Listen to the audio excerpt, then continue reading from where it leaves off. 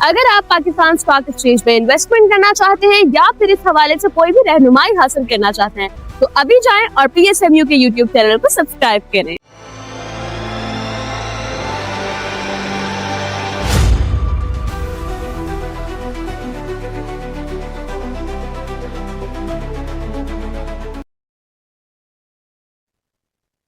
अच्छा sir, excise और taxation के हवाले से मैं जानना चाहूँगी कि कुछ इश्यूज हैं जो इस सेक्टर से रिलेटेड लोग हैं, तो वो क्या इश्यूज हैं और क्या उसके लिए फर्दर गवर्नमेंट कुछ जो है स्टेप ले रही है, नहीं है, क्या है? थोड़ा सा मैं चाहूँगी कि इस चीज़ को भी थोड़ा सा आप हाईलाइट करें। हम जो कार डीलर्स और जो शोरूम ओनर्स जो हैं इस वक्त बहुत ही बड़ी परेशानी का शिकार, ठीक है। हाँ। एक तो गाड़ियों के हाई प्राइसेस की वजह से सेल्स में नुमाया कमी आई है। जाहिर देखें, जैसे जैसे प्राइस शूट होती है तो ऑटोमेटिकली एक अगर प्रोडक्ट की अगर कीमत अगर बढ़ती जा रही है तो इसकी सेल्स में कमी ऑटोमेटिकली आती है, चाहे वो कोई भी किस्म का प्रोडक्ट है। अब ये तो बड़ी महंगी चीज है गाड़ी, और इसके अंदर अगर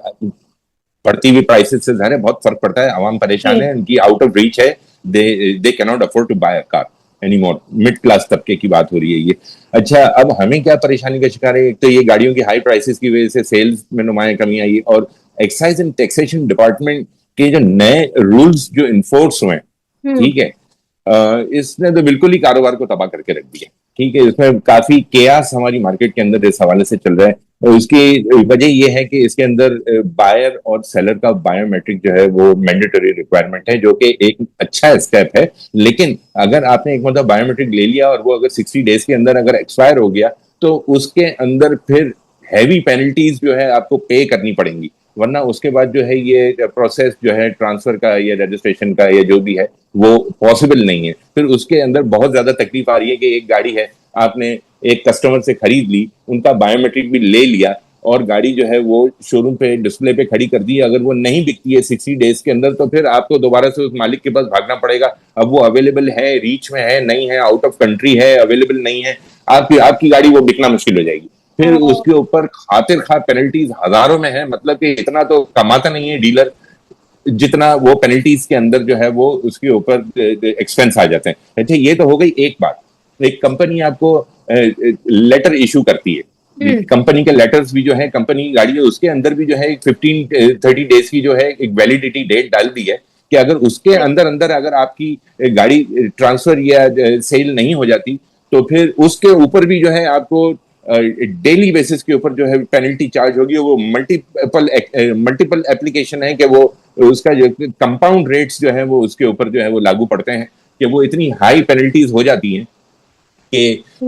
ये एक और बहुत बड़े मसले की बात है कि एक ही गाड़ी के ऊपर इतने ज्यादा इन्होंने इन्फोर्स कर दिए नए लॉज और इम्प्लीमेंट कर दिया है। कुछ वो उन्होंने अपने एक्साइज एंड टैक्सेशन डिपार्टमेंट से इशू किए हुए नोटिस हैं, और कुछ पार्लियामेंट के अंदर बिल पास हुए हैं जिसका हमें कुछ इल्म ही नहीं था, और अचानक से एसआरओ या नोटिफिकेशन मार्केट के अंदर फ्लोट हो जाता है कि भाई अब ये जो है इस तरह आपको जो है उसको फेस करना पड़ेगा। तो ये भी एक बहुत बड़े इशू की बात है कि ये एक्सपायर्ड लेटर जो है जो भी कंपनी का है उसको भी आपको फेस करना है, और बस किस तरह ये होगा ये समझ में नहीं आता। अच्छा, इसके बाद गाड़ी की रजिस्ट्रेशन, गाड़ी की रजिस्ट्रेशन अगर आपने एक नई गाड़ी ली है और 30 डेज के अंदर उसके अंदर अगर आपने गाड़ी सेल नहीं की तो उसके ऊपर पेनल्टीज लगना शुरू हो जाती है।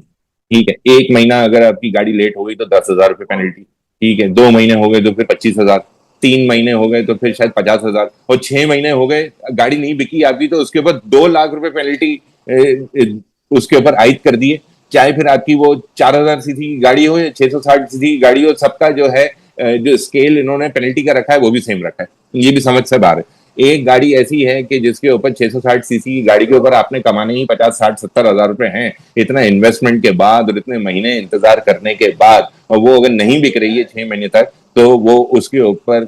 You will be find heavily. तो ये सारी बातें हम लोग ने प्रोटेस्ट भी किया, और automotive traders and importers association Karachi के हवाले से हमारे जो चेयरमैन हैं मिस्टर मोहम्मद कामरान खान, और हमारे प्रेसिडेंट हैं मिस्टर चौधरी आमिर अली खान, और मैं खुद जनरल सेक्रेटरी, हमारी पूरी कैबिनेट, हमारी पूरी इलेक्टेड टीम, इन्होंने बहुत आवाज उठाई इस सारे हवाले से। और हमने एक्साइज एंड टैक्सेशन के अंदर इनके डीजी से भी मुलाकात की, यहाँ तक कि इनके जो हमारे एक्साइज एंड टैक्सेशन के मिनिस्टर हैं जनाब मोहतरम मुकेश चावला साहब, उनसे भी मुलाकात की, यहाँ भी की। और हमने एफपीसीसीआई को भी जो है ब्रिज बना के इनके जो senior vice president mister Saqib Madoom साहब, उनकी सदारत के अंदर हमने उनको मदू किया था एफपीसीसीआई के हेडक्वार्टर्स के अंदर जनाब मुकेश चावला साहब को, और उनको हमने सारी अपनी ग्रीवेंसेस जो है वो शेयर भी की, और उन्होंने काफी गौर से सारा सुना भी, और इन्होंने हमें यकीन दहानी करवाई थी कि ये सारी चीजें जो है उनको वेव कर देंगे और आवाम के लिए और कार डीलर्स के लिए आसानी का मामला भी करेंगे। तो फिर भी जो है उसकी कोई खास इम्प्लीमेंट ये सारे मामला नहीं हुए थे। उसके बाद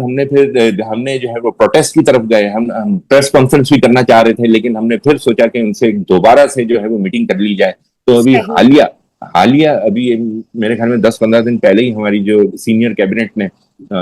दोबारा से इनसे मीटिंग की और मुकेश चावला साहब से, और उन्होंने एक मरतबा फिर यकीन दहानी दिलाई कि ये सारे मामला जो है वो रिवर्ट हो जाएंगे। और एक दिन के लिए 24 घंटे के लिए इन्होंने बायोमेट्रिक के इश्यूज और सारे बड़ी अच्छी इन्होंने जो है वो सहूलत दी, बड़ी आसानी दी, और सारे मामला जो है उनको रिलीज देते हुए सारी चीजें ये माफ कर दी थी कि जिनको रजिस्टर करवानी है, गाड़ियां ट्रांसफर करवानी है, जिनके एक्सपायर्ड बायोमेट्रिक्स हैं, वो उससे फायदा उठाएं और फौरी तौर पर ट्रांसफर करवाएं। तो काफी एक गुड न्यूज हमारे मार्केट के अंदर जो वो फैल गई थी, काफी पॉजिटिव रिस्पांस आया काफी लोगों। और 24 घंटे के बाद ये सारे जो नोटिस इन्होंने जो रिलैक्सेशन के दिए थे उसको दोबारा से लॉक कर दिया, और दोबारा वही पोजीशन पे आ गई है हमारी पूरी मार्केट, और पूरी जितने भी कार डीलर्स हैं वो दोबारा से इस परेशानी का शिकार, आवाम दोबारा से परेशानी का शिकार है कि अभी ये बायोमेट्रिक के इश्यूज और ये रजिस्ट्रेशन के ऊपर पेनल्टीज के इश्यूज और ये एक्सपायर्ड लेटर्स के इश्यूज ये दोबारा अपनी जगह पे खड़े हो गए। तो अब दोबारा से अभी हम प्रेस कॉन्फ्रेंस की तरफ जाएंगे, या दोबारा से फिर ये पूरी हमारी डेलीगेशन जो है all Karachi automotive traders and importers association Karachi, और also we are representing ABDA, all Pakistan car dealers and importers association, जो कि फेडरल सतह पे हमारी ये एसोसिएशन है, उसका भी हम हिस्सा हैं, और उसका भी अल्हम्दुलिल्लाह मैं जनरल सेक्रेटरी हूँ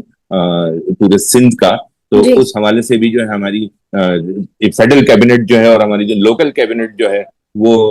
हर तरह से जो है वो हुकूमत और इदारों से मुलाकातें कर रही हैं, ताकि हम आवाम को और अपने साथी मेंबर्स और कार डीलर्स को भी जो है वो रिलीफ फराम कर सके। आप यकीन मानेंगे कि अब हमारे कार डीलर्स की भी जो है उंगलियां हम पे उठ रही हैं कि एसोसिएशन जो है वो इसमें मदद नहीं कर रही, जबकि अल्लाह गवाह है हमारी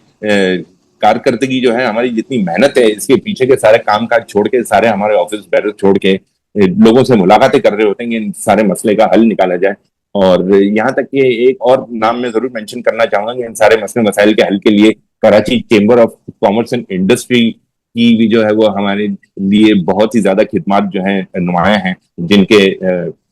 स्मॉल ट्रेडर्स के जो ताहयात चेयरमैन जनाब अब्दुल मजीद मेमन साहब, वो उन्होंने तो बिल्कुल गॉड फादर का रोल अदा किया है हमारे लिए। हर मुश्किल में हमारे साथ खड़े होते हैं, चाहे वो मार्केट में सील्स का मसला हो, या एसआरबी के हैवी टैक्सेशन का मसला हो, या और कोई ऐसा बड़े मसाइल हों जिसके अंदर कराची चेंबर अपने सुदूर को भेजती है इदारों के अंदर हमारे साथ, हमारी डेलीगेशन के साथ, और वो भी हमें रिप्रेजेंट करते हैं और पूरी कोशिश करते हैं कि हमारे जायज जो मुतालबात हैं उनको पूरा किया जाए। सही, बिल्कुल। इंशाल्लाह हो फॉर द बेस्ट। और जो है ये जो भी मसले मसाइल जो भी चीज़ें हैं ये जल्दी जो है गवर्नमेंट इसके ऊपर जो है कोई पॉजिटिव एक्शन ले, बिल्कुल। और थैंक यू